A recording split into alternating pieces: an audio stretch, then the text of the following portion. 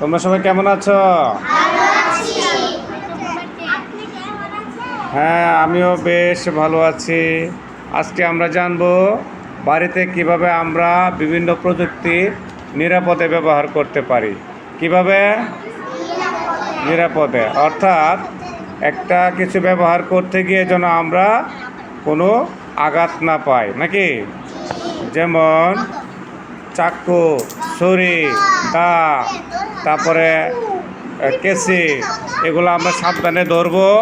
এবং তারপরে বৈদ্যুতিক পাখা আছে, তারপরে গ্যাসের চুলা আছে, ইলেকট্রিক চুলা আছে।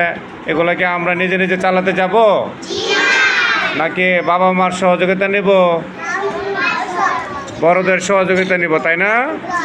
নাকি আমরা নিজে নিজে সুই দিয়ে কাপড় সেলাইতে যাব, কেচে দিয়ে কাপড় কাটতে যাব? যাব না। তারপরে কারেন্টের তারে আমরা ধরবো না।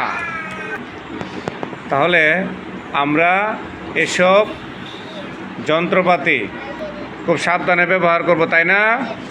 ব্যবহার তো করতে হবে প্রয়োজনে, কিন্তু সেটা অনুমতির সাপেক্ষে। বাবা মার অনুমতি নিয়ে ব্যবহার করব, বা বড়দের অনুমতি নিয়ে বা সহযোগিতা নিয়ে ব্যবহার করব, ঠিক আছে?